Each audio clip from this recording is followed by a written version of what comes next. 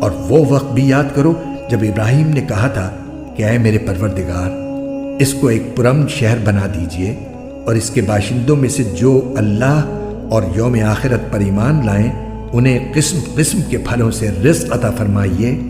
اللہ نے کہا اور جو کفر اختیار کرے گا اس کو بھی میں کچھ عرصے کے لیے لطف اٹھانے کا موقع دوں گا،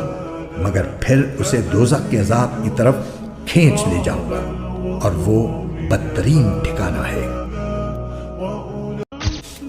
اور وہ وقت بھی یاد کرو جب ابراہیم نے کہا تھا کہ اے میرے پروردگار، اس کو ایک پرامن شہر بنا دیجئے اور اس کے باشندوں میں سے جو اللہ اور یوم آخرت پر ایمان لائیں انہیں قسم قسم کے پھلوں سے رزق عطا فرمائیے۔ اللہ نے کہا اور جو کفر اختیار کرے گا اس کو بھی میں کچھ عرصے کے لیے لطف اٹھانے کا موقع دوں گا، مگر پھر اسے دوزخ کے عذاب کی طرف کھینچ لے جاؤں گا اور وہ بدترین ٹھکانہ ہے۔